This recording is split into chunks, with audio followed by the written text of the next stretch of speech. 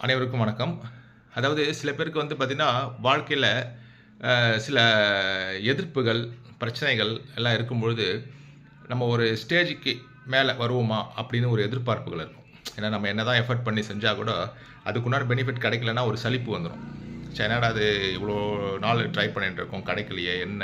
அப்படின்னு ஒரு விரக்தி மனப்பான்மை தோணும். ஆனா, அந்த விரக்தி மனப்பான்மை தோணுது அப்படின்னு சொன்னாலும், நம்மளுக்கு அதே சமயத்தில அந்த முயற்சிய விடக்கூடாது. முயற்சி என்பது செஞ்சுட்டே தான் இருக்கணும். அதுக்குண்டான பலன் கண்டிப்பா கிடைக்கும். ஆனா ஜாதகத்துல அது மாரி பலன் இருக்கா? சரிங்களா? அது மாரி சொல்லி வச்சிருக்காங்களா?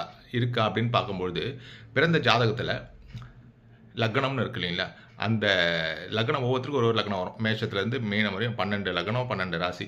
அது எதனா ஒரு லக்னமா இருக்கும். அந்த லக்னம் சொல்லக்கூடியது யாருடைய வீடுன்னு பார்க்கணும். அந்த வீட்டுக்கு அதிபதி வலுப்பெற்றிருக்கணும். பலம் பெற்றிருக்கணும். அதாவது உச்சம் பெற்றிருக்கணும். இல்லன்னா வேற எங்கேயாவது இருந்து இந்த லக்னத்த பார்க்கணும். சரி அப்படி இருந்தாலும் சரி, அவங்க லைஃப்ல ஒரு முறை கண்டிப்பா ஒரு ஸ்டேஜ் அடைஞ்சே தீருவாங்க. அதே மாதிரி ஒரு ராசின்னு இருக்கு. இப்ப லக்னம்ன்னும்போது லா போட்டிருப்பாங்க பிறந்த ஜாதகத்துல. ராசின்றது சந்திரன் இருக்கக்கூடிய இடம். அப்ப அந்த வீட்டுக்கு அதிபதி.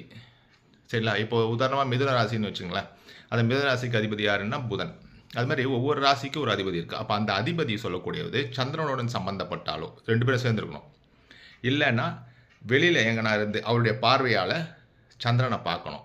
இல்ல அவர் வலுப்பெற்றிருக்கணும். அதாவது ராசியாதிபதி. ராசியாதிபதினா சந்திரன் இருக்கக்கூடிய இடத்துக்கு அதிபதி வலுப்பெற்றிருக்கணும். இல்லன்னா லக்னாதிபதி.